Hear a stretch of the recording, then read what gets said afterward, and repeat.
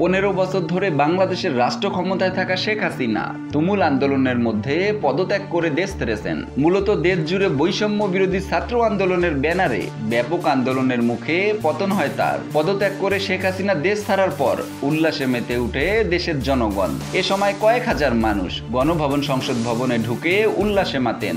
দেশের সাধারণ মানুষের মতো এমন উল্লাসে সামিল হয়েছেন জাতীয় ক্রিকেট দলের বেশ কিছু ক্রিকেটার। সামাজিক যোগাযোগ মাধ্যমে পোস্ট করে স্বস্তির কথা জানিয়েছেন তারা। বাংলাদেশ জাতীয় ক্রিকেট দলের পেসার এবাদত হোসেন চৌধুরী নিজের ভেরিফাইড ফেসবুক পেজে ইংরেজি ভাষায় একটি পোস্ট করেন, বাংলায় যার অর্থ আলহামদুলিল্লাহ আজ স্বাধীন। এদিকে শেখ হাসিনা পতনের দিন দ্বিতীয় সন্তানের বাবা হয়েছেন পেসার রুবেল হোসেন। নিজের বাবা হওয়ার আনন্দ আর সরকার পতনের আনন্দে উল্লাস করতে দেখা গেছে তাকে। সন্তান স্বাধীন দেশে জন্ম নিয়েছেন বলে মন্তব্য করেছেন ডানহাতি এই পেসার।